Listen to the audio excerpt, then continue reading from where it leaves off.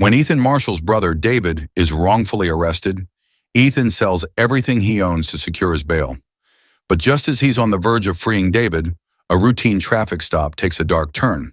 Corrupt officers Reese and Carter seize the bail money and arrest Ethan without reason, trapping him in a system built to work against him. Now, with his own freedom on the line, Ethan joins forces with his determined lawyer, Melissa, to expose the officers' history of abuse and fight for justice not just for himself, but for David and others caught in their web. As secrets are revealed and the stakes rise, Ethan faces a race against time to bring the truth to light before it's too late. Will he be able to outsmart the system that's holding him down? Find out in this gripping story of resilience, courage, and the fight for justice. Subscribe for more stories like this and comment with your thoughts. How do you think it all ends? Ethan Marshall sat on the edge of his bed, lacing up his worn boots. The morning sun peeked through the slats of the blinds, casting thin stripes of light across the small bedroom. He took a deep breath, savoring the quiet before the day's rush. Even now, years after leaving the Marines, the habit of waking before dawn has stuck with him. It was a time of reflection for a moment to remember who he was and why he kept pushing forward. He glanced at a framed photo on his nightstand, him and David side by side, grinning like kids. The photo was taken on David's high school graduation day. Ethan remembered the pride he'd felt watching his brother walk across that stage, the first in their family to finish high school. It had been a hard-fought victory, the culmination of late-night study sessions and countless sacrifices. Back then, Ethan had made a promise to himself. "I'll protect David, no matter what." Ethan had left their rough neighborhood right after high school, joining the Marines as a way out. He wanted to be something more than the statistics that loomed over young black men in their part of town. Crime rates, gangs, poverty. The military had been his escape, and for a while it seemed like a different world. He learned discipline, focus, the power of a steady hand. But after serving his country overseas, he'd come back to find that the world hadn't changed much. The same dangers still lurked around the corners of their neighborhood, and David needed him more than ever. David had never been built for the tough life their neighborhood demanded. While Ethan had learned to throw a punch and take a hit, David had always been the one with his head in a book, dreaming of becoming a teacher. Ethan admired that about him, his unwavering belief in a better future. It made Ethan fight all the harder to shield his brother from the darkness of the world around them. With a final tug on his boots, Ethan rose and headed to the kitchen, where the smell of coffee already filled the air. He poured himself a cup, savoring the warmth, when his phone buzzed on the counter. He glanced down at the screen, recognizing the number immediately, the local police precinct. A knot of worry twisted in his gut as he picked up the call. "Mr. Marshall, this is Officer Reese from the City Police Department. I'm calling about your brother, David Marshall." Ethan's heart skipped a beat. "What about him? Is he okay?" "He's been arrested, Mr. Marshall. We found narcotics in his possession. He's being held at the station." Ethan felt like the floor had dropped out from under him. He gripped the edge of the counter to steady himself. "That doesn't make any sense. David wouldn't be involved in that. There must be a mistake." Reese's tone was flat, almost bored. "He was found with a substantial amount of illegal substances on him. You're welcome to come down and speak with him. Might want to think about getting a lawyer too." The call ended abruptly, leaving Ethan standing in the kitchen, his mind racing. It didn't add up. David wasn't the type to get mixed up in something like that. Ethan could still see him in his mind's eye, teaching kids at the community center, always talking about making a difference. The image clashed sharply with the idea of him in a jail cell. Ethan grabbed his keys and headed for the door, not bothering to finish his coffee. His mind was already racing through possibilities, plans, anything that might get his brother out of this mess. The police station loomed in front of Ethan like a fortress. The gray concrete walls seemed to absorb daylight, making the whole place feel colder. As he pushed through the glass doors, the sterile smell of disinfectant hit him, mingling with the muffled voices and clatter of keyboards behind the front desk. He approached the counter where a young officer sat, her expression guarded. "I'm here for David Marshall," Ethan said, his voice tense. The officer glanced up, eyes scanning him briefly before checking the computer. "Wait here," she said curtly, disappearing into the back. The seconds stretched into minutes, and Ethan's anxiety grew with each tick of the clock on the wall. Finally, she returned, gesturing for him to follow. She led him through a maze of narrow hallways until they reached a small, bare room with a scratched metal table and 2 chairs bolted to the floor. "He'll be brought in shortly," she said before closing the door behind her. Ethan paced the room, trying to keep his mind from spiraling. A few minutes later, the door creaked open, and David stepped in, flanked by another officer.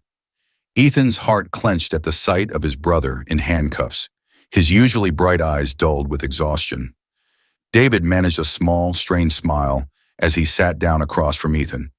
"You didn't have to come," he said, his voice rough. Ethan leaned forward, gripping the edge of the table. "Of course I came. What happened, David? They're saying you were arrested for possession. That's not you."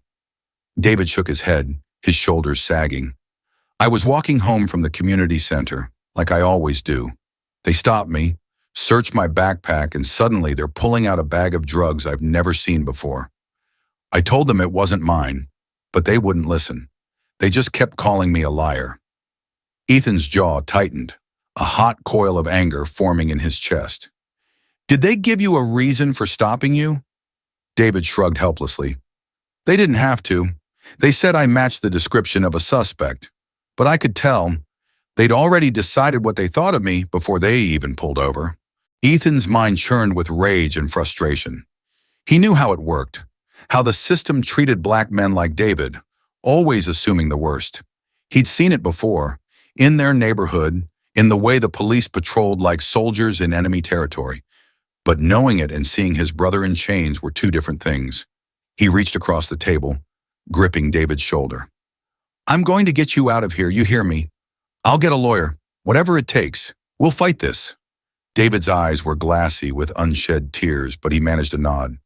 "Just be careful, Ethan. I don't want you getting in trouble for my sake." Ethan forced a smile, trying to hide the storm brewing inside him. "I've got this, little brother. Just hang in there." As he left the station, the anger burning in Ethan's chest was matched only by his determination. He'd fight like hell to save David, whatever the cost. Ethan's first call was to a lawyer recommended by a friend, a man named Josh Simmons. The consultation wasn't encouraging. Josh explained that David's case was complicated. Possession charges with intent to distribute carried heavy penalties, especially in their city. "They've set the bail at $50,000, Josh said, his voice grim over the phone. "It's ridiculously high, but they're treating this as a serious offense. If we can post bail, I can work on proving the arrest was racially motivated, but without it, David's looking at months in holding while we fight this." Ethan stared at the phone, the weight of Josh's words settling heavily on his shoulders.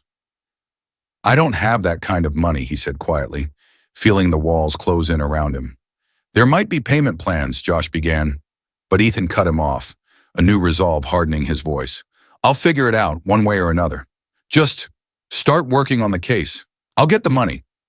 He ended the call and took a deep breath, staring out the window at the sun setting behind the skyline. His mind raced through the options. He'd saved some money from his business, but it wasn't nearly enough. There was only one solution. He'd have to sell everything he owned. The next day, Ethan started making calls. He listed his prized '68 Mustang, a car he'd spent years restoring, and found a buyer within hours. He liquidated what remained of his business savings, putting his auto shop on the market, even though it meant giving up everything he'd built since returning from the Marines. Each sale felt like a piece of himself being torn away, but he pushed the pain aside. He had no time for regrets, only the cold, pressing need to save David. 3 days later, Ethan stood in his garage, surrounded by empty spaces where his cars and tools had been. In the corner sat a heavy suitcase stuffed with the cash he'd scraped together. He zipped it shut, feeling the weight of it in his hands, and allowed himself a brief moment of hope. "This is it," he thought. "This is how I get my brother back." He loaded the suitcase into the trunk of his remaining car, a second-hand sedan that felt like a far cry from his Mustang. As he drove toward the courthouse, the sun dipped low on the horizon, painting the sky in shades of red and gold. He allowed himself to believe, for the first time in days, that things might just work out. Ethan sped down the highway, the suitcase sitting heavy in the back seat, his thoughts consumed with making it to the courthouse before the deadline. Every minute counted. If he didn't get there in time, David would be transferred to a higher security facility, and getting him out would become exponentially harder. He pressed down on the accelerator, his heart pounding in time with the hum of the engine. The road ahead stretched out, nearly empty as twilight deepened. He thought of David again, imagined his relief when he walked out of that jail, free of those chains. Ethan tightened his grip on the steering wheel, his determination sharpening into a singular focus. "I'm coming for you, little brother. Just hold on." But as he rounded a bend, his rearview mirror suddenly lit up with flashing red and blue lights. His stomach dropped, a cold chill settling over his skin. He glanced at the speedometer. He was going a little fast, but nothing that should have warranted this. His mind flashed with the warnings he'd grown up with. Don't run, don't argue, just comply.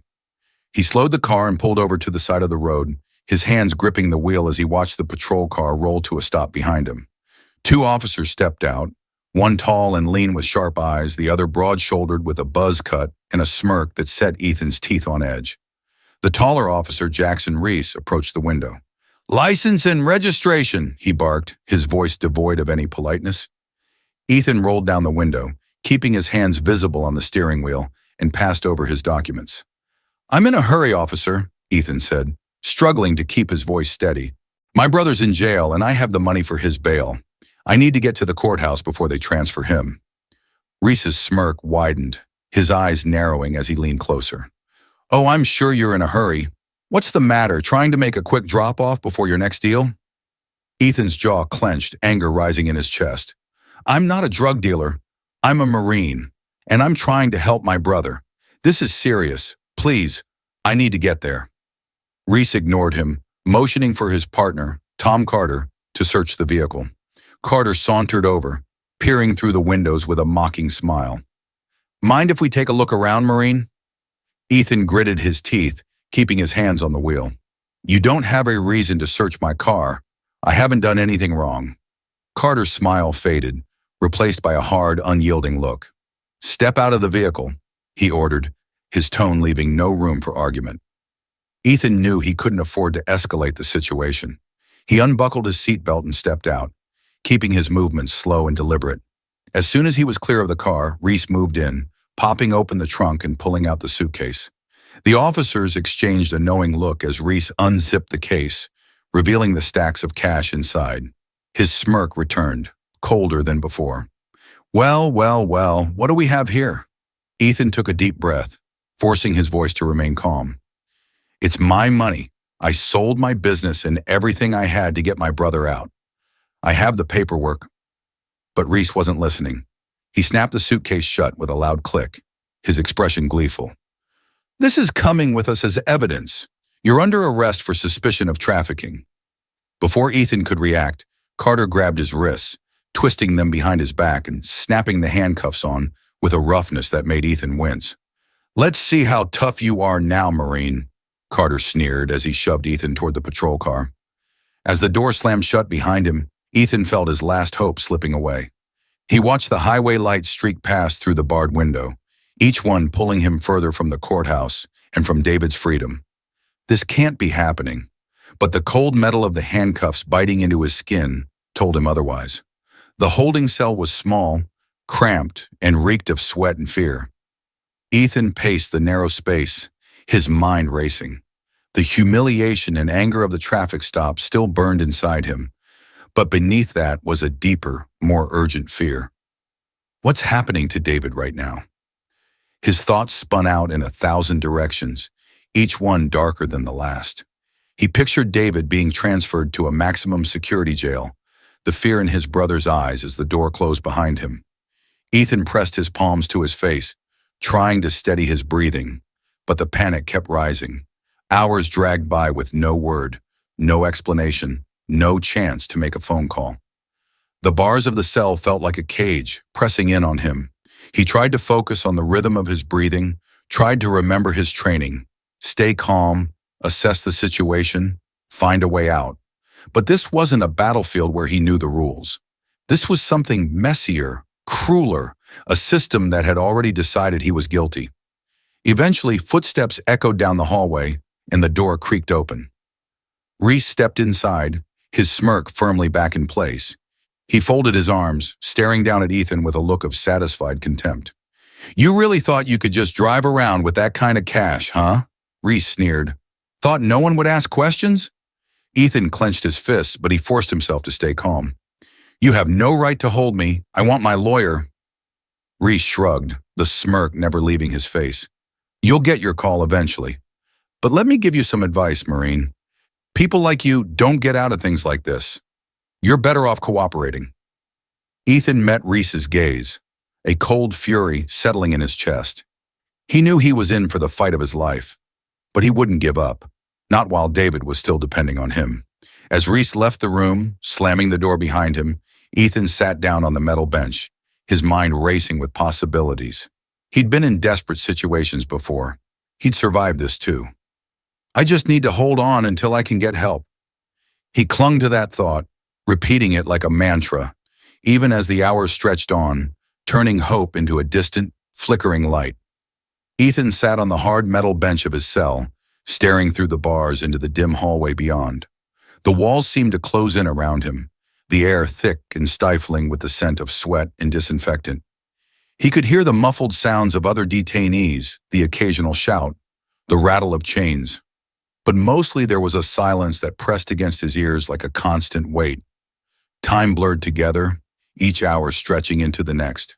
He tried to keep his mind from spiraling into dark places, but it was impossible not to think about David. Was his brother still in that jail cell, wondering why Ethan hadn't come for him? The image of David's face, his expression of desperate hope the last time they'd spoken, flashed through Ethan's mind. He clenched his jaw against the wave of guilt that washed over him. "I promised I'd get you out, David. I'm sorry." Footsteps echoed down the hall, and Ethan sat up, hope fluttering weakly in his chest. Maybe it was his chance for a phone call, an opportunity to reach out for help. But when the door swung open, it wasn't a guard. It was Reese, his smile as sharp as a knife. Reese leaned against the doorframe, arms crossed over his chest. "Enjoying your stay, Marine?" Ethan's anger flared, hot and bright, but he forced himself to stay calm. He wouldn't give Reese the satisfaction of seeing him break. "What do you want?" he asked, keeping his voice level. Reese's smile widened. "You don't seem to get it, do you? Guys like you don't walk away from this. You think you're some kind of hero, coming in here with all that cash and some sob story about your brother? But the truth is, you're just another punk trying to play the system." Ethan felt his fists clench, nails biting into his palms. "I know my rights. You have no reason to hold me here without letting me contact a lawyer." Reese chuckled, a low, mocking sound. Sure. You'll get your lawyer, but until then, you're all ours." He stepped closer, lowering his voice to a whisper. "You're going to learn that out here. Your rights don't mean much. Not when it's our word against yours." As Reese turned and left the cell, the door clanging shut behind him, Ethan felt a cold chill seep into his bones. He sank back onto the bench, the weight of his helplessness pressing down on him like a physical force. But even as fear clawed at the edges of his mind, he made a silent vow. "I'm not going to let them break me. Not here. Not now." 3 days passed in a haze of restless nights and mounting anxiety. Ethan's request for a phone call went unanswered, and the guards ignored his questions with blank expressions. He was beginning to lose hope when, finally, a guard appeared outside his cell with a clipboard and a neutral expression. "Your lawyer's here," the guard said, unlocking the door and leading Ethan through the twisting hallways of the precinct. As they reached a small room with a steel table, Ethan spotted a woman on the other side of the glass partition. She looked to be in her mid-30s with sharp eyes and dark hair pulled back into a no-nonsense ponytail. Ethan's breath hitched in his chest as he sat down across from her, picking up the phone on his side of the glass. She mirrored the motion, her expression serious but focused. "Mr. Marshall, I'm Melissa Reed," she said, her voice steady. "I've been hired to represent you." Ethan blinked, struggling to process the information. I don't understand. Who hired you?" Melissa's mouth curved into a small, reassuring smile. "A mutual friend of yours reached out. A guy named Josh. He called me as soon as he heard you were in trouble. He's taken over David's defense, and he wanted me to focus on getting you out. Ethan felt a rush of gratitude, and something like hope flared in his chest. Thank you, Melissa. I didn't think anyone was listening. Her expression softened slightly, but her tone remained businesslike. You're welcome, Ethan. But listen to me. We don't have much time. I've reviewed your case, and I've already filed motions to challenge the validity of your arrest. But you should know that this isn't going to be easy. Ethan nodded, leaning closer to the glass. I figured. Those officers, Reese and Carter, they've got it out for me. They're twisting everything. Melissa's gaze sharpened. I know, and I've looked into their history. These aren't clean cops, Ethan.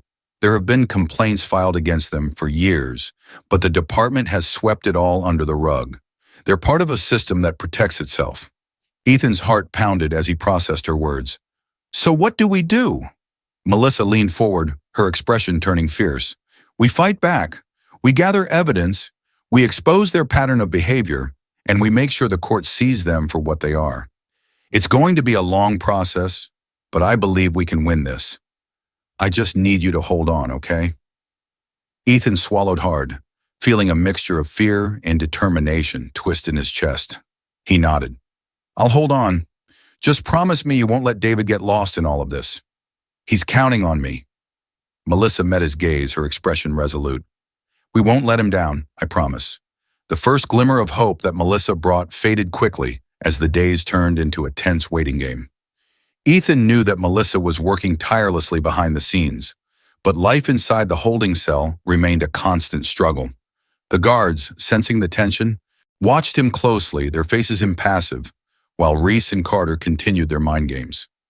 One evening, Reese appeared outside Ethan's cell, accompanied by Carter. Reese wore a smirk that made Ethan's skin crawl, while Carter's expression was harder, filled with barely contained contempt. They stood just out of reach, a pair of predators relishing their power. Looks like you've got yourself a fancy lawyer, Reese said, his tone mocking. Think she's going to save you? Ethan squared his shoulders, refusing to look away.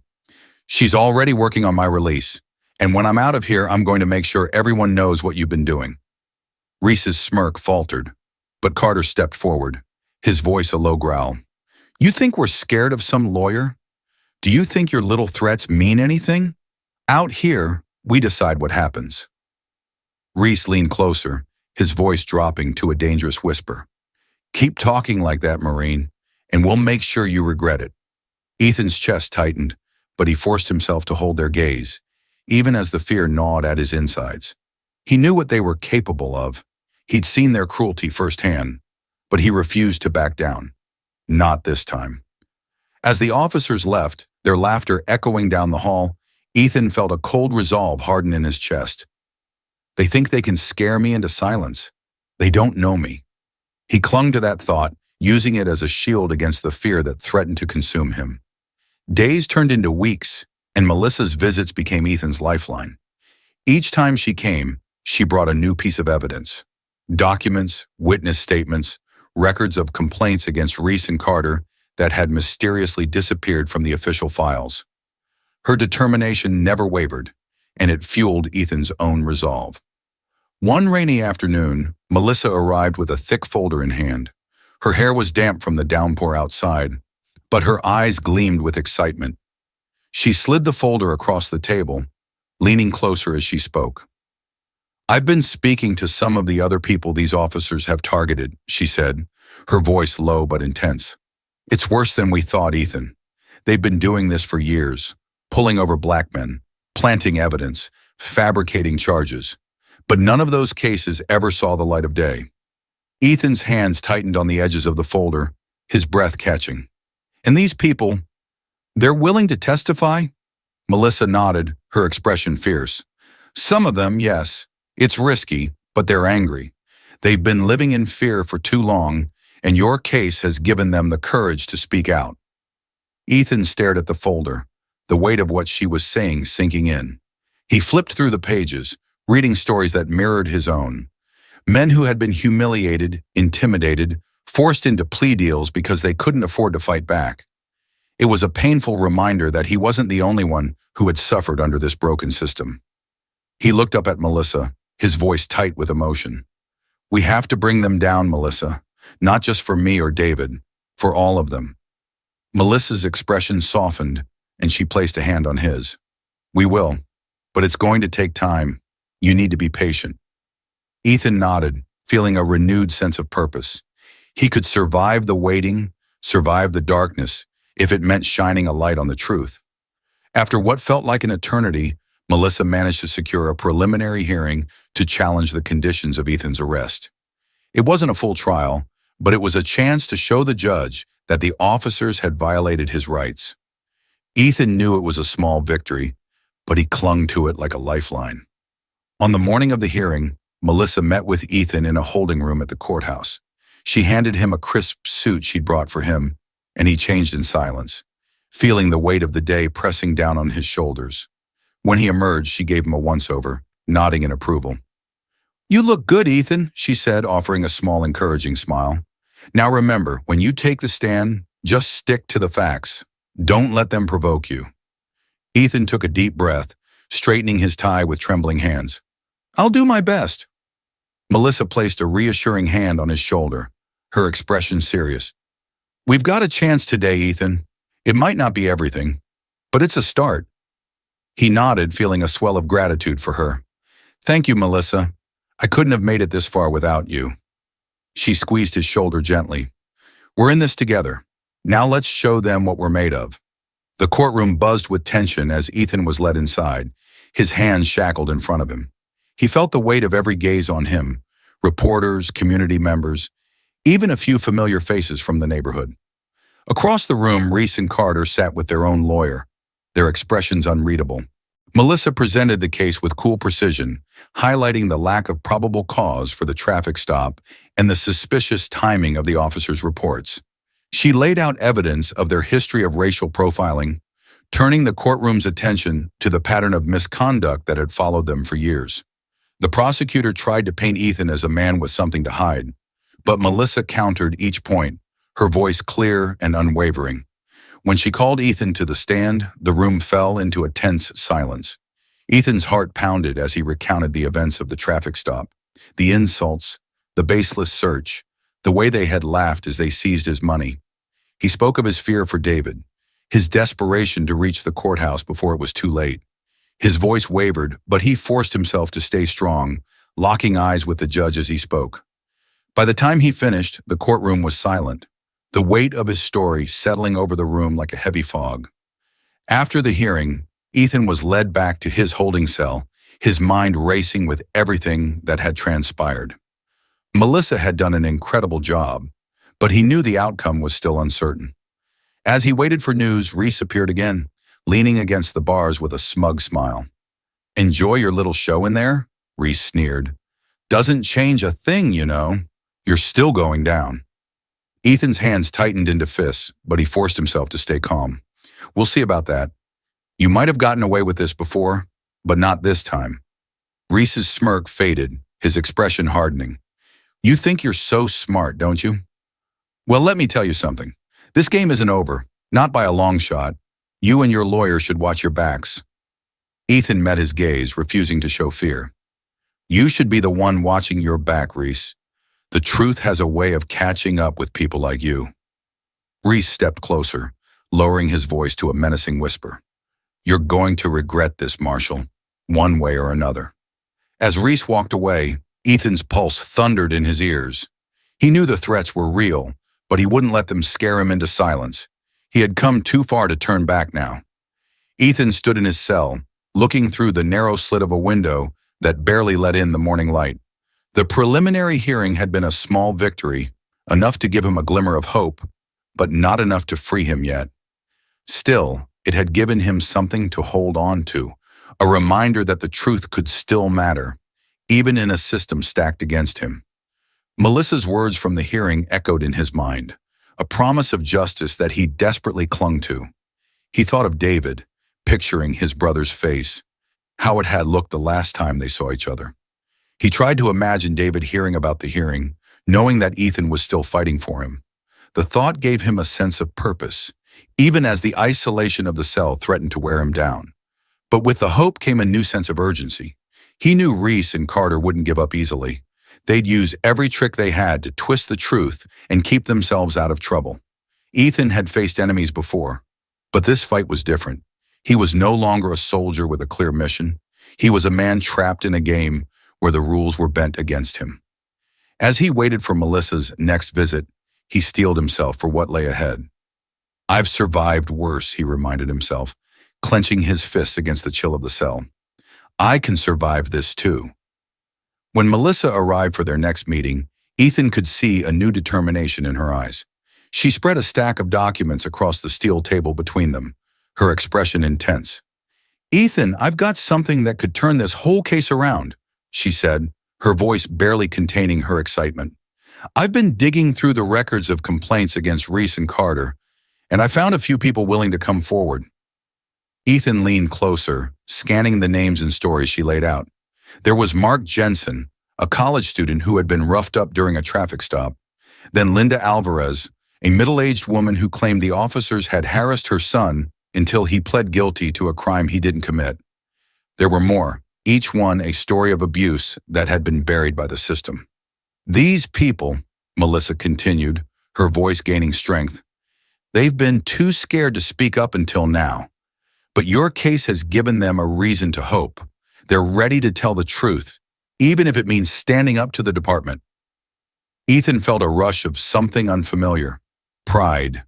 He had been so focused on his own struggle that he hadn't realized what his fight might mean to others.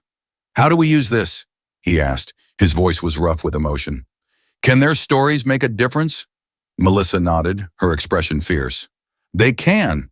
We're going to file a formal complaint with Internal Affairs, demanding an investigation into Reese and Carter's conduct. With enough witnesses, we can pressure the department to take action." Ethan's chest tightened with determination. For the first time since his arrest, he felt like he had a chance, not just to clear his name, but to bring down the officers who had turned his life upside down. "Let's do it," he said firmly, "whatever it takes." The following weeks were a whirlwind of meetings and strategy sessions. Melissa worked tirelessly to prepare the formal complaint, collecting statements from victims, tracking down witnesses, and gathering evidence of the officers' long history of misconduct. Ethan spent hours going through his own testimony, rehearsing every detail of his encounter with Reese and Carter until he could recall it perfectly. But as their case gained momentum, so did the resistance. The precinct closed ranks around Reese and Carter, and the officers made sure to remind Ethan of their power whenever they got the chance.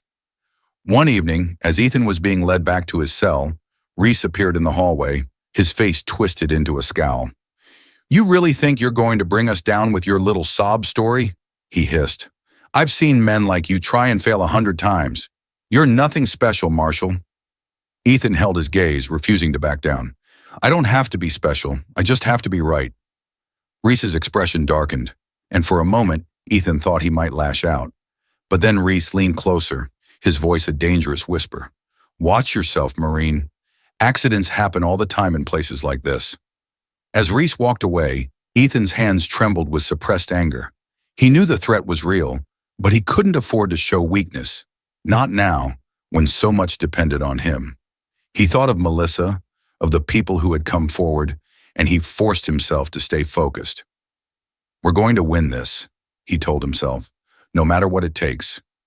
Melissa's complaint to Internal Affairs sparked a firestorm within the department. Investigators began reviewing the records of Reese and Carter, digging into old complaints that had been ignored or buried. Rumors spread through the precinct, whispers about the officers' past catching up with them. For Ethan, it felt like a turning point. Melissa kept him updated on every development, visiting him more frequently now that the investigation was underway. "They're scared, Ethan," she told him one afternoon, her expression triumphant. "I've seen it before. People who think they're untouchable until the ground starts to shift under them. And right now they're starting to lose their balance." Ethan allowed himself a small, grim smile. "Good. It's about time they felt what it's like to be on the other side." But even as the investigation gained traction, Melissa warned him to stay cautious. "They're going to fight back, Ethan. They're desperate, and that makes them dangerous. We have to be ready for anything." Ethan nodded, but the fire in his chest burned brighter than ever. He was ready to face whatever came next. He had spent too long trapped in the dark. Now he could finally see the light at the end of the tunnel. Melissa's warnings proved true sooner than Ethan expected. One evening, after a particularly grueling meeting with his lawyer, Ethan was returning to his cell when he was ambushed by a group of guards in the hallway. He barely had time to register their presence before they shoved him against the wall, his face pressing into cold concrete. One of the guards twisted his arm behind his back, his voice a low growl. "You think you're gonna bring down good cops, huh? Think you're some kind of hero?" Pain shot through Ethan's shoulder, but he gritted his teeth, refusing to cry out. He could feel the anger and humiliation burning through him, but he knew better than to give them any satisfaction. "You don't scare me," he forced out through gritted teeth. "You think I haven't seen worse?" The guard's grip tightened, but Ethan held his ground. Finally, the guards released him, shoving him back toward his cell with a hard shove. He stumbled but caught himself, turning to face them with defiance blazing in his eyes. As he sat on the edge of his cot later that night, he rubbed his bruised shoulder, breathing through the pain. "They wanted me to break," he thought, "but I'm not giving them the satisfaction." News of the internal affairs investigation began to spread beyond the precinct, reaching local reporters who were eager for a story about corruption and abuse of power. Soon the media was buzzing with questions about Reese and Carter, about the mounting complaints and the investigation that had finally forced the department to take action. Melissa seized the opportunity, organizing a press conference outside the courthouse. She stood at the podium, flanked by Ethan's family and a few of the victims who had come forward. Ethan watched from a window in the jail, his heart pounding as he listened to her speak. "This case is about more than just one man's freedom," Melissa told the cameras, her voice strong and clear. "It's about exposing a pattern of abuse that has been allowed to continue unchecked for too long. We are calling on the department to take responsibility for the actions of officers Reese and Carter and to ensure that no one else has to suffer like Ethan Marshall or his brother." Reporters fired off questions, and Melissa answered each one with calm precision, refusing to be intimidated. Ethan felt a surge of pride as he watched her work. He knew that she was taking a risk, putting herself in the crosshairs of the department's anger. But she was fighting for him, for David, for all of them. As the press conference ended, Melissa glanced up at the window where she knew Ethan was watching. She gave a small, defiant wave, and Ethan returned it, a fierce determination burning in his chest. One rainy afternoon, a visitor arrived at the jail requesting to meet with Ethan. The guard led him into the visitation room, where a tall, middle-aged man in a rumpled suit waited.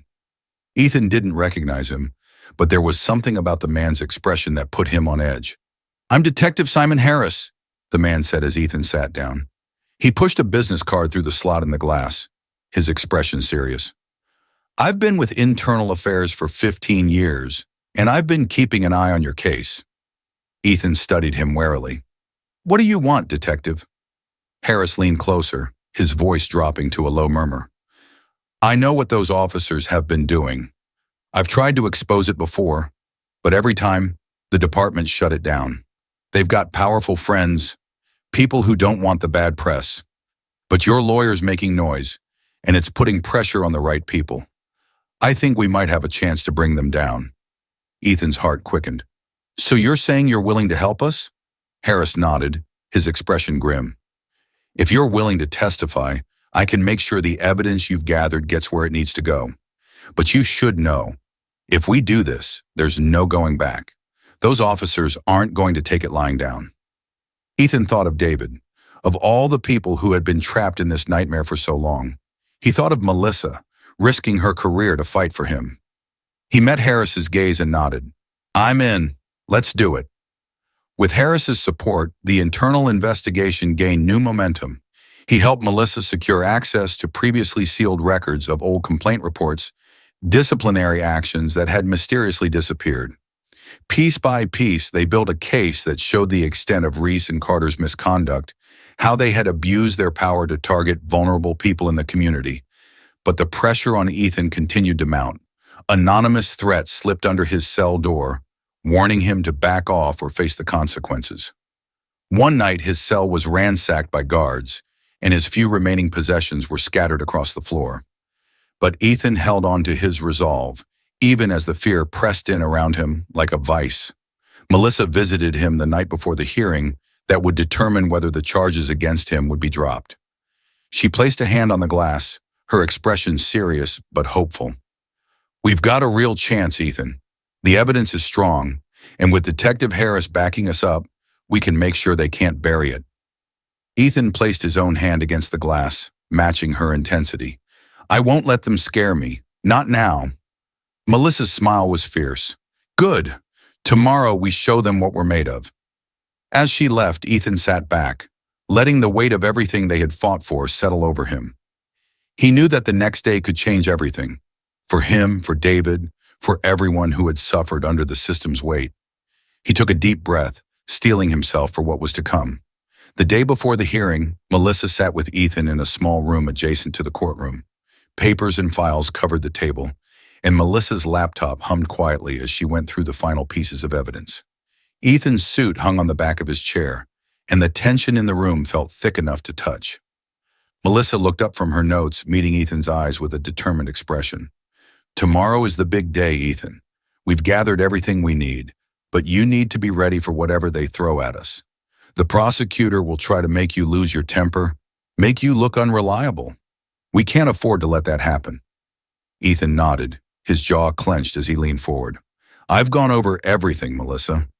I know what to say, and I won't let them get to me." Melissa offered a small, encouraging smile. "I know you won't. You've been through hell, but you've stayed strong. Tomorrow we show them who you are, and we make sure they see the truth." Ethan glanced at the stack of victim testimonies piled beside Melissa's laptop. "What about the others? Will they be there?" She nodded, her expression softening. "Yes, Mark, Linda, and a few of the others are ready to testify about their experiences with Reese and Carter. They're nervous, but they want to see this through. We're not just fighting for you, Ethan. We're fighting for them, too." Ethan swallowed hard, feeling the weight of her words settle in his chest. "I won't let them down. I promise." As they went over the details one last time, Ethan felt a sense of determination take root deep inside him. He knew that the road ahead wouldn't be easy, but he wasn't alone anymore. They had built a case that could finally bring the truth to light, and he was ready to face whatever came next. The courtroom was packed the next morning, filled with reporters, community members, and supporters who had come to witness the outcome of the case.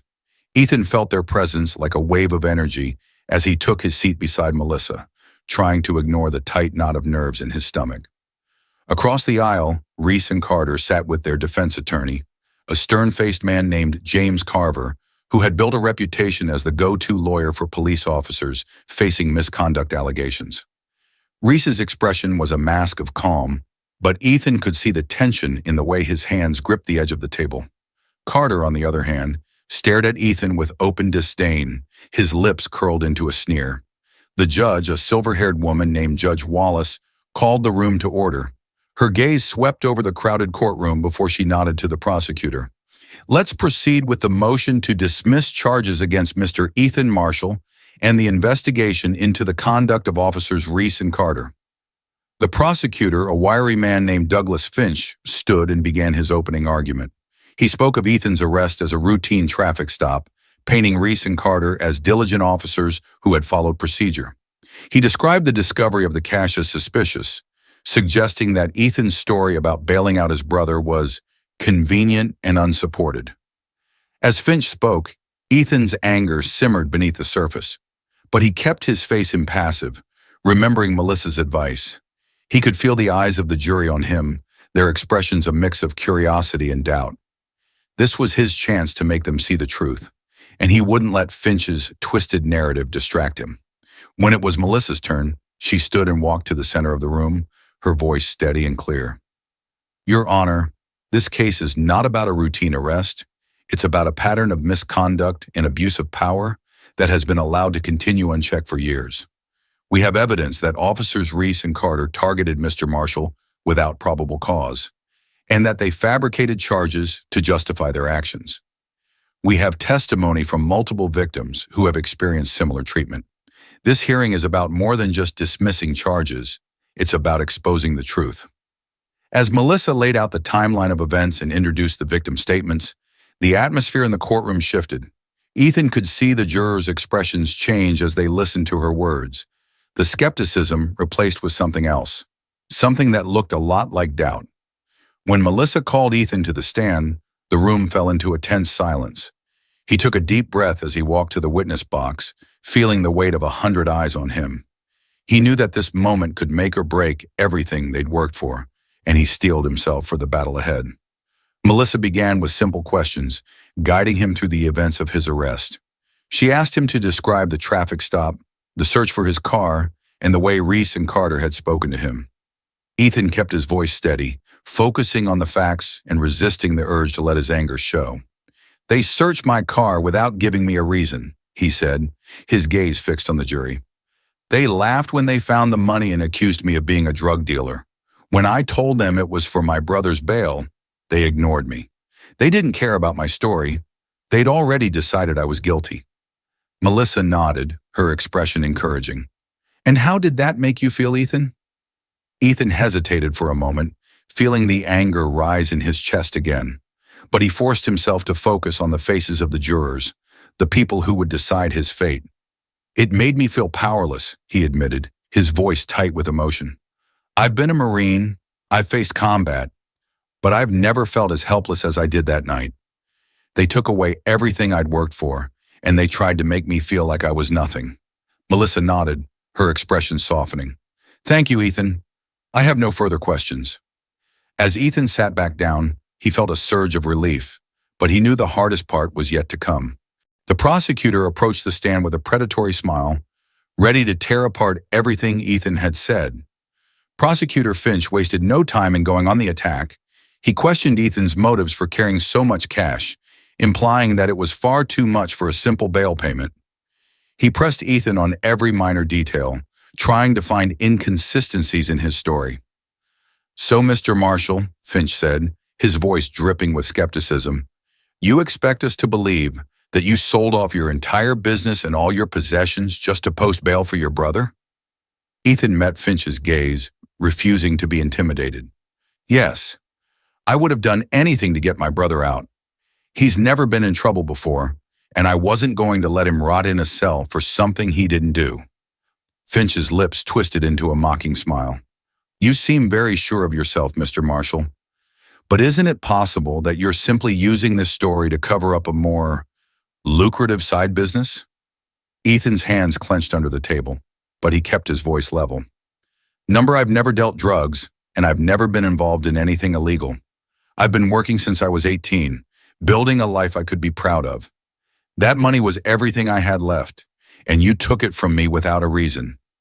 The prosecutor's smile faded slightly, but he continued to press, trying to rattle Ethan with rapid-fire questions. But Ethan held his ground, refusing to let Finch's tactics shake him. When the cross-examination ended, Ethan returned to his seat beside Melissa, his heart pounding with adrenaline. Melissa gave him a small nod of approval. "You did well, Ethan. They're trying to make you look guilty, but you held your own." Ethan forced a tight smile, but he could feel the tension in his chest, a reminder that this fight was far from over. "Let's just hope it's enough." The atmosphere in the courtroom grew tense as Melissa called the other victims to the stand. First was Mark Jensen, a college student who had been stopped by Reese and Carter on his way home from a study group. Mark's voice shook as he described how the officers had pulled him over for a broken taillight and then searched his car without cause. "They found nothing," Mark said, his hands twisting nervously in his lap. "But they kept me on the side of the road for an hour, accusing me of hiding something. They said they'd make sure I regretted wasting their time." Next was Linda Alvarez, a middle-aged mother who spoke about how Reese and Carter had arrested her son after finding a small amount of marijuana in his car, an amount that Linda swore had been planted. "My son isn't perfect, but he's not a criminal," Linda said, her voice trembling with anger. "They took him away in handcuffs, and they wouldn't even listen when he tried to explain. He's been in and out of court ever since." Each testimony added weight to Melissa's argument, painting a picture of officers who used their power to harass and intimidate those who couldn't fight back. As each victim spoke, Ethan watched the faces of the jurors, seeing the way their expressions shifted from doubt to unease. He could see the cracks forming in the prosecutor's case, the way Finch's questions grew more desperate as he tried to discredit the witnesses. But with each story, the truth became harder to ignore.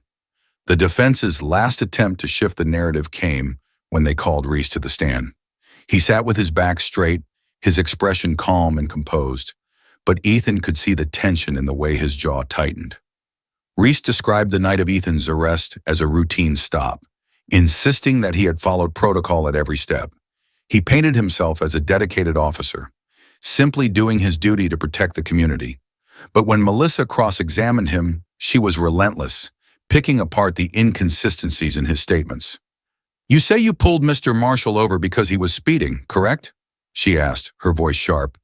"But your report doesn't mention any specific speed. Why is that?" Reese's jaw clenched, but he forced a smile. "I must have overlooked that detail, counselor. It happens." Melissa's gaze was cold as she continued. "You also failed to file the required paperwork for the search of Mr. Marshall's vehicle until 3 days after the incident. Isn't that right?" Reese shifted in his seat, his smile faltering. "It was a busy night. There were a lot of things to keep track of." Melissa nodded, her expression unyielding. "So busy that you forgot to mention the bag of money until after the arrest?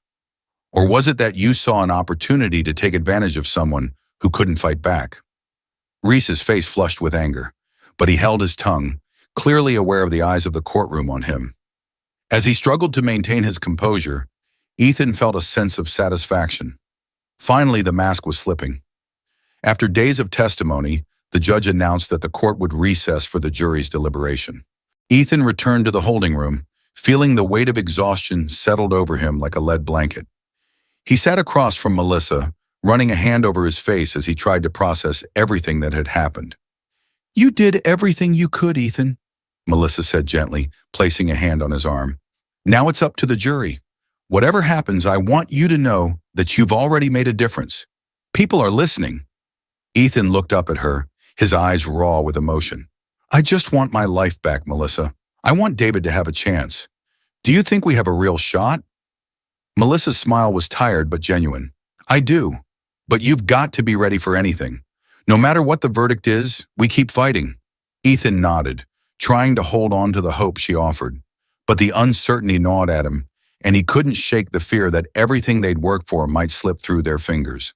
The jury deliberated for nearly 8 hours, leaving Ethan and Melissa to wait in agonizing silence. Every second felt like an eternity, the tension building until it seemed like it might crush him. Ethan paced the room, his mind spinning through every possible outcome, every way this could go wrong.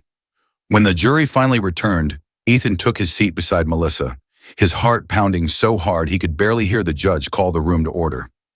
He watched the foreman rise, a middle-aged woman with a serious expression, and braced himself for the words that would determine his fate. "In the matter of the charges against Mr. Ethan Marshall, we find the defendant not guilty." A wave of relief crashed over Ethan, leaving him breathless. He felt Melissa squeeze his arm, her smile radiant, but he could barely process anything beyond those words, "not guilty." He had fought for this moment, but hearing it aloud felt like waking up from a nightmare. But the foreman wasn't finished. "We also find that there is sufficient evidence to recommend an internal investigation into the conduct of Officers Reese and Carter." A murmur rippled through the courtroom, and Ethan saw the shock on Reese's face, the way Carter's expression twisted into something like panic. He felt a rush of satisfaction. They're finally going to face the consequences. After the verdict, the courtroom emptied quickly, leaving Ethan and Melissa surrounded by a crowd of supporters, reporters, community members, people who had followed his story and believed in him. Ethan spoke to the cameras, his voice hoarse but steady as he called for accountability and change. "This isn't just about me," he said, looking directly into the lens. "It's about every person who has been treated like they don't matter. It's time for the system to change, and we're not going to stop fighting until it does." As the cameras flashed, Melissa stood beside him, her hand resting on his shoulder. "You did it, Ethan," she said softly. "You won." Ethan nodded, feeling a sense of peace settle over him for the first time in weeks. But as he glanced toward the police station down the street, he remembered that their fight was far from over. David was still in a cell, waiting for his own chance at freedom. "We're not done yet," Ethan replied, his voice steady. "David's still in there, and I'm not leaving until he's free too." Melissa's smile was small but determined. "Then let's get to work." The cool evening air hit Ethan as he stepped out of the courthouse, his lungs filling with the kind of freedom he hadn't felt in months. He paused at the top of the courthouse steps, letting the noise of the city wash over him. Reporters swarmed, shouting questions, their cameras flashing, but their voices were a distant hum compared to the relief coursing through his veins. He took a deep breath, closed his eyes, and for a moment allowed himself to savor victory. Beside him, Melissa kept the reporters at bay, giving short, clipped answers as they tried to shove microphones into Ethan's face. "We'll make a full statement later," she said firmly, glancing over at Ethan. "Right now, we have more important things to do." Ethan opened his eyes, meeting Melissa's gaze with a nod. He knew exactly what she meant: David. Even with the charges against him dismissed, Ethan couldn't forget that his brother was still sitting in a jail cell, waiting for news that might change everything. Together, they pushed through the crowd and made their way to the parking lot, where Ethan's family waited. His mother, a small woman with a strength that had carried their family through every hardship, enveloped him in a fierce hug. She held him tightly, her shoulders shaking with quiet sobs. "I knew you'd make it, Ethan," she whispered, her voice choked with emotion. "I knew you'd come through."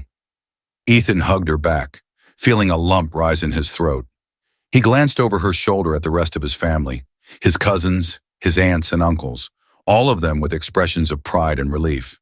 It was a moment he had dreamed of during the darkest nights in his cell, and now that it was here, he could hardly believe it. But as he pulled back from the hug, his mind turned back to the last missing piece. "We still need to get David out," he said quietly, meeting his mother's tear-filled eyes. "Melissa's working on it, but we're going to need all the help we can get." His mother nodded, her expression hardening with determination. "Whatever it takes, Ethan. We're not leaving him behind." The next morning, Ethan met Melissa and Josh in a cramped office at the local detention center. Josh, David's public defender, looked exhausted but determined, dark circles under his eyes from too many sleepless nights. A stack of legal briefs and case files sat in front of him, the weight of them mirrored in his weary expression. Melissa wasted no time, diving into the details as they sat down around the table. "We have a good chance to get David released, but we need to move fast," she began, laying out the plan. "Now that Ethan's case has been resolved and the internal investigation into Reese and Carter is underway, we can argue that David's arrest was part of the same pattern of misconduct. We'll petition for his release on the grounds that the charges were baseless." Josh nodded, flipping through a set of documents. "I've already filed the motion, but we're going to need a solid argument if we want the judge to take this seriously. There's still a lot of skepticism, and Reese and Carter have friends in the department who are trying to slow things down." Ethan's hands tightened into fists beneath the table, the frustration bubbling up again. "We can't let them keep David in there any longer. He's already lost so much time." Melissa placed a hand on Ethan's arm, her gaze steady. "We won't, Ethan. We're going to use everything we have. Witness testimonies, the evidence from your case, the investigation into the officers. It all supports our argument that David's arrest was wrongful. But we need to stay focused and be prepared for another fight." Ethan took a deep breath, forcing himself to stay calm. "Whatever it takes, just tell me what I need to do." Despite their efforts, the next few weeks dragged on in a painful limbo. The wheels of justice turned slowly, each new motion taking days or weeks to process. Ethan spent most of his time outside the detention center, waiting for the next meeting with Melissa or Josh, pacing the narrow sidewalk as if he could open the doors to open sooner. During one of those long afternoons, Ethan was finally allowed a visit with David. As they sat across from each other in the visitation room, separated by a thick pane of glass, Ethan felt a pang of guilt at the sight of his brother.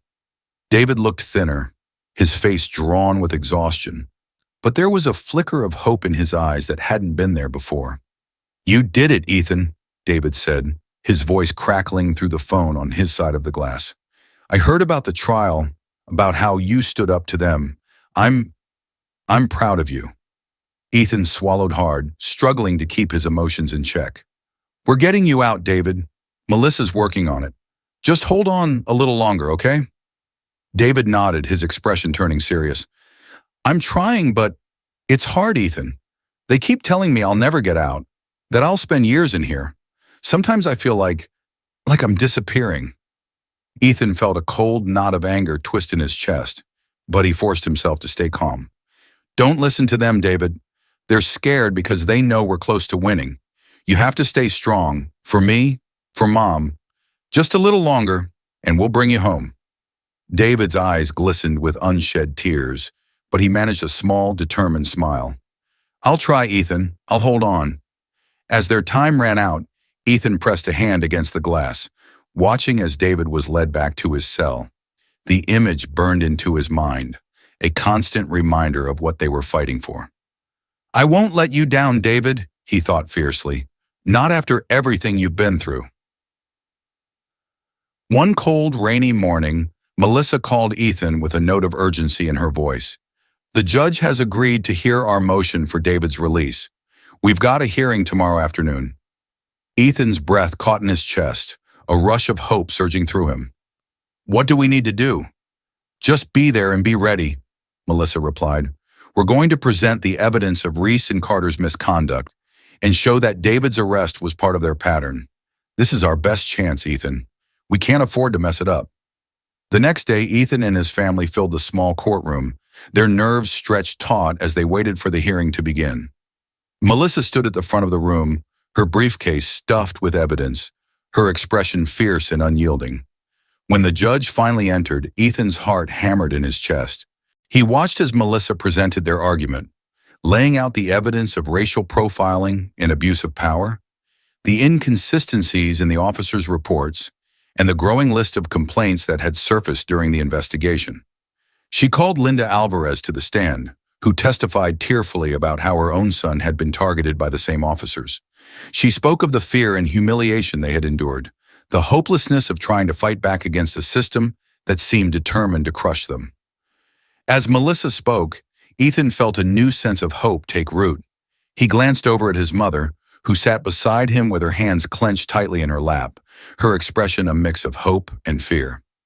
He reached over and squeezed her hand, offering a silent promise that he would do everything in his power to bring David home.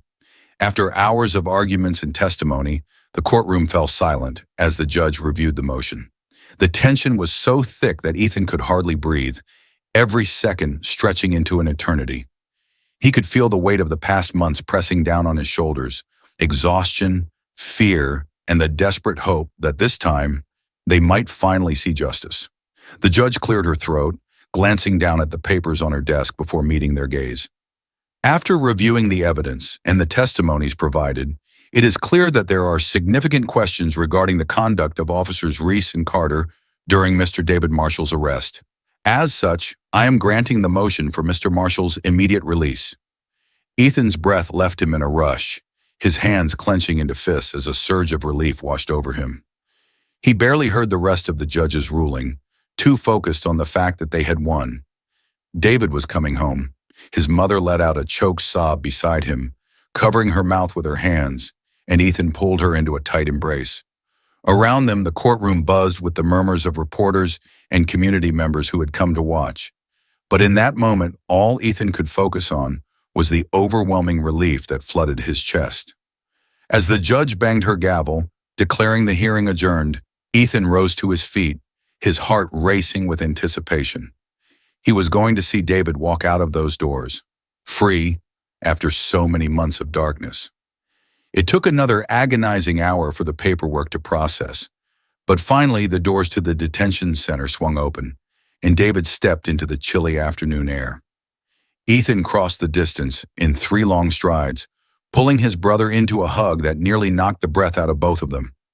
David clung to him, his shoulders shaking as he buried his face in Ethan's jacket. "I thought I'd never get out of there," he whispered, his voice raw with emotion. Ethan held him tighter, his own voice breaking. "You're out now, David. It's over. We're going home." As their family surrounded them, hugging David and welcoming him back, Ethan felt a deep sense of gratitude settle over him. He glanced over at Melissa, who stood watching with a small, proud smile on her face. He mouthed the words, "Thank you," and she nodded in return, her expression saying more than words ever could. But even in that moment of relief, Ethan knew that their fight wasn't truly over. They had exposed the truth about Reese and Carter, but the investigation into the department was just beginning. He knew that there were still so many others who had been wronged, who needed their voices heard. In the weeks that followed David's release, Ethan and Melissa threw themselves into the larger battle against the corruption that had plagued their community. The investigation into Reese and Carter expanded to include other officers who had covered for them, and the press coverage from Ethan's case became a rallying cry for change. Melissa organized meetings with civil rights organizations, community leaders, and the families of other victims. They held town hall meetings where Ethan and David spoke about their experiences, sharing their story with a community that was hungry for justice. "We can't let this end with us," Ethan told the crowd at one of the meetings, his voice carrying over the murmurs of the gathered community. "We need to make sure that no one else has to go through what my brother and I went through. We need accountability, and we need real change." David stood beside him, his voice quieter, but no less determined. "We can't do it alone. We need all of you to stand with us. Together, we can build something better." The crowd erupted into applause, and Ethan felt a swell of hope that he hadn't felt in years. He glanced at Melissa, who was speaking to a group of reporters nearby, her expression alight with purpose. They had come so far, and he knew that with her by his side, they could face whatever challenges lay ahead.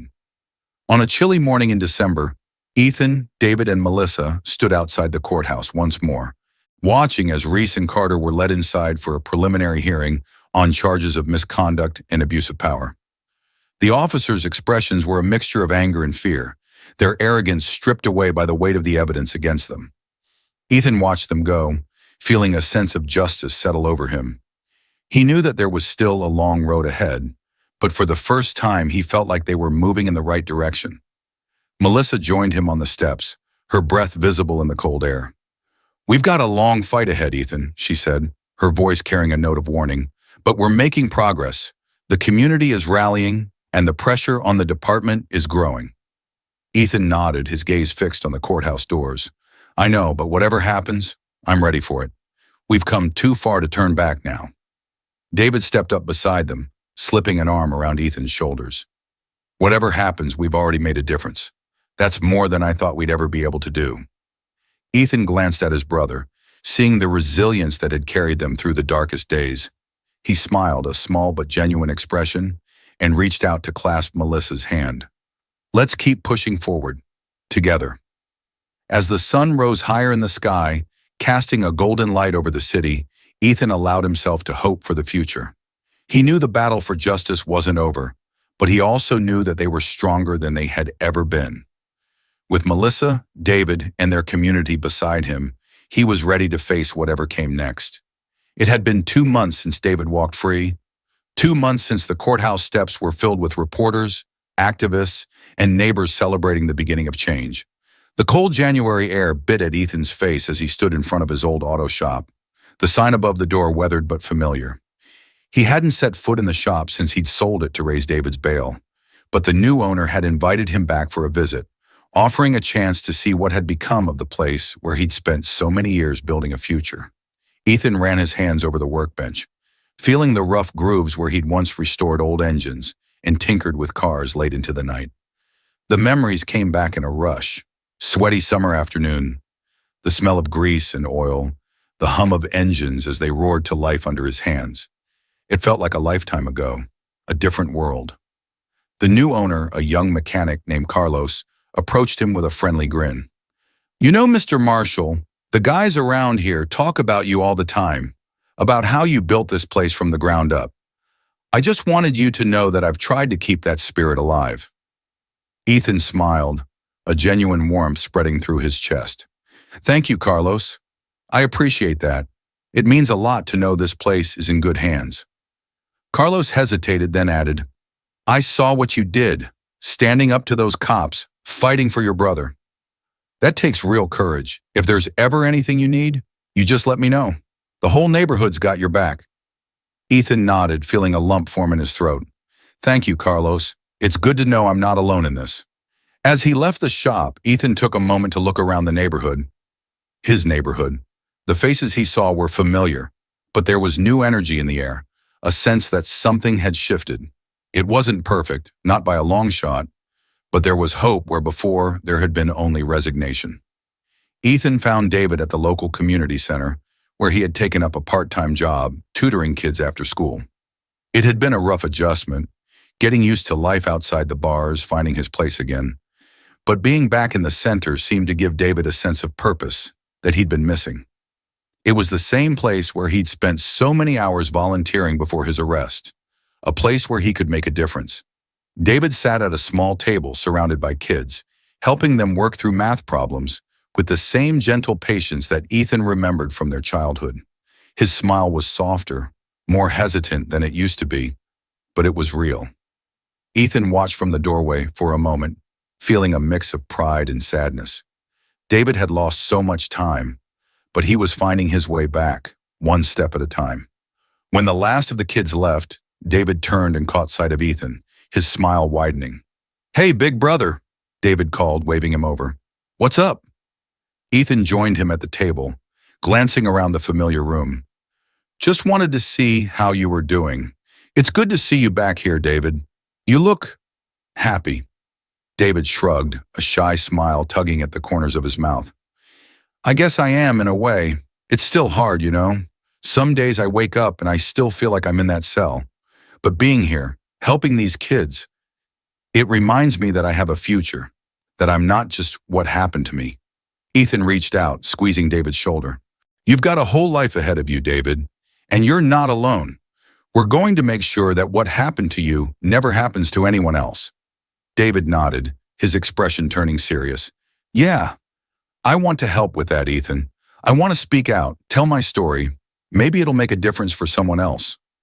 Ethan's chest tightened with pride. "You already are, David.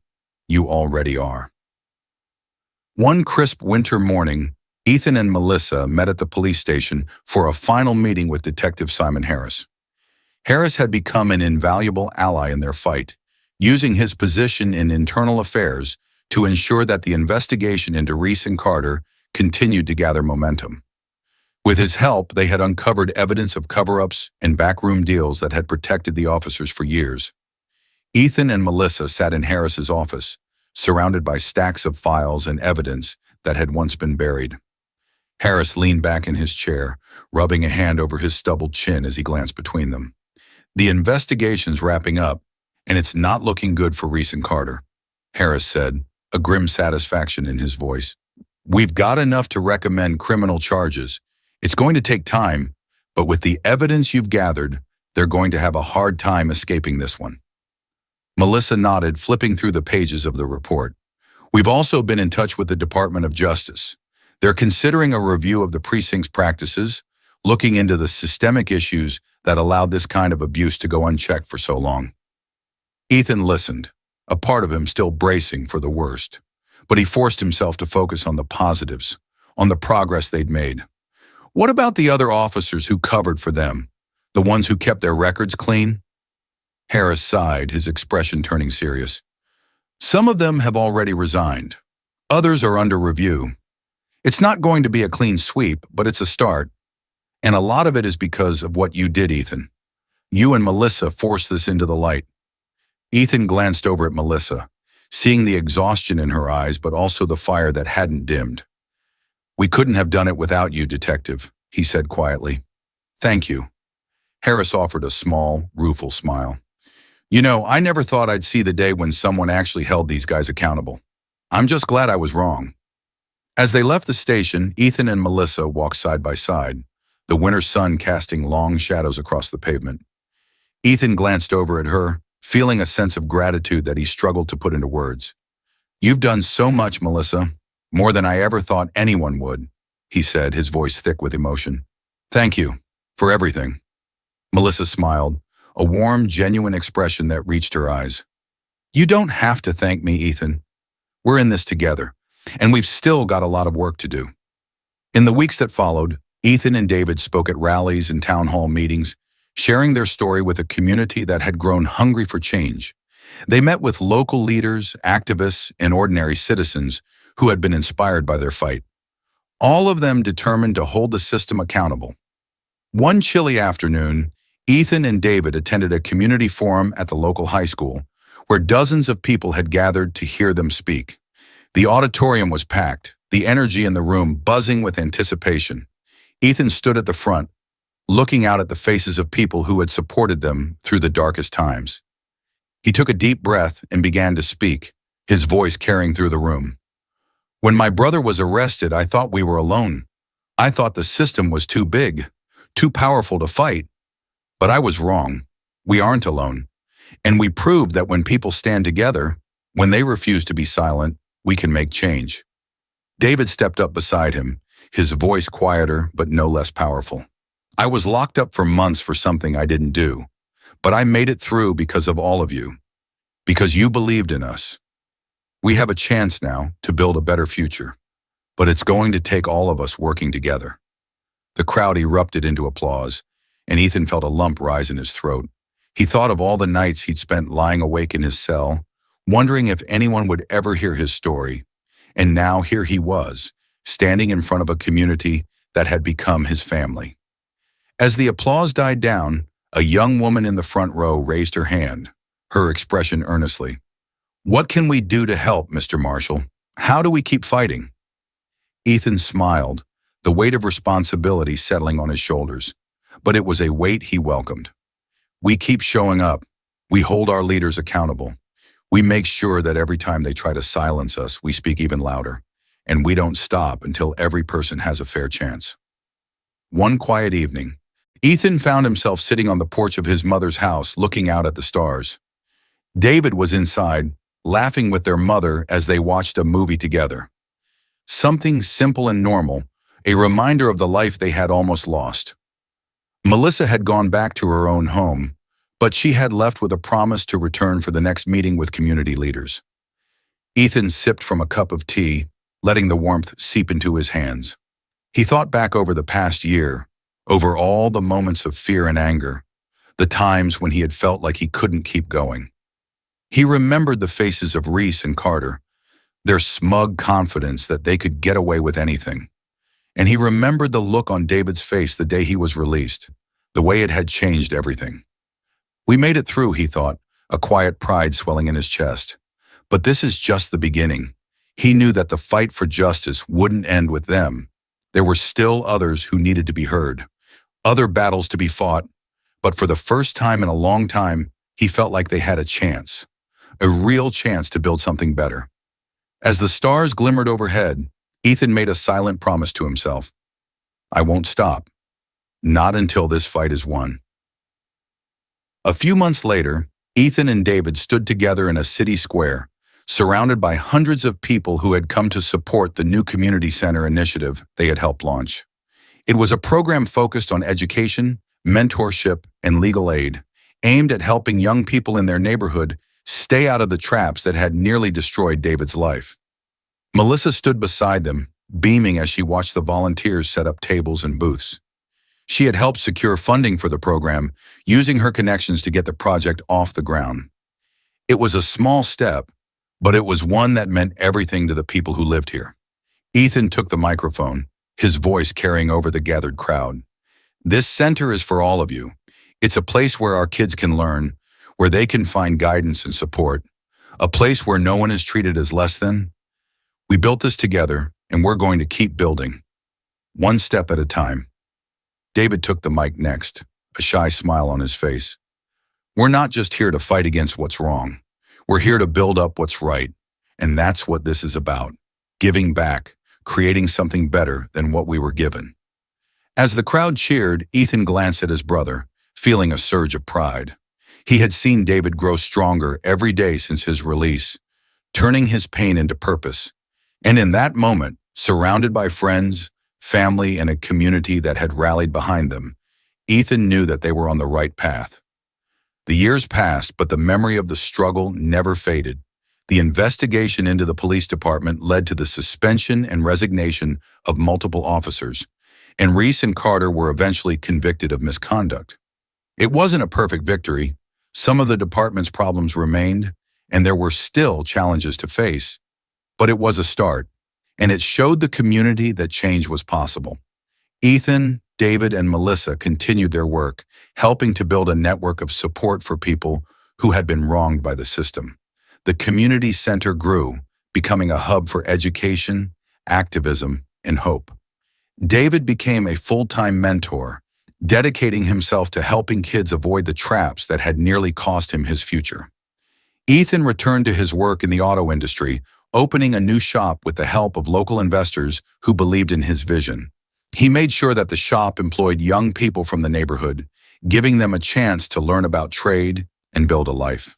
And through it all, the three of them, Ethan, David, and Melissa, remained bound by the fight that had brought them together.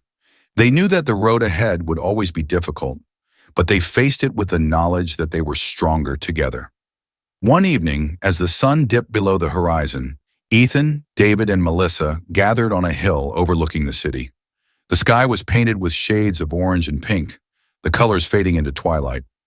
They stood side by side, watching the city come alive with lights. David broke the silence, his voice soft. "You know, I never thought we'd make it this far. There were days when I thought I'd never see the outside again." Ethan placed a hand on his brother's shoulder, a quiet strength in his voice. "But you did, and now we're building something better. Together." Melissa smiled, her gaze fixed on the distant skyline. "It's not over, you know, the fight, but I'm proud of what we've done, and I'm proud of both of you." Ethan nodded, feeling a sense of peace settle over him. He knew there would always be challenges, but for the first time he felt ready to face them. With David by his side, with Melissa's unwavering support, he knew they could handle whatever came next. As the last light of the sun disappeared beyond the city, casting the streets in a gentle glow, Ethan allowed himself to hope. He knew the fight for justice wasn't over. Not for him, not for David, not for anyone. But he also knew that they were stronger together, and that no matter how many battles lay ahead, they would keep fighting for a world where justice meant something real. If Ethan and David's story moved you, if their fight for justice and the power of unity inspired you, don't forget to subscribe to our channel. Your support means the world to us, and it helps us continue sharing stories that matter. Stories that remind us of the strength we have when we stand together. Join us for more tales of resilience, hope, and the power of community. And if you believe in the message behind this story, give us a thumbs up, leave a comment, and share with others who need to hear it. Thank you for watching, and we'll see you in the next story.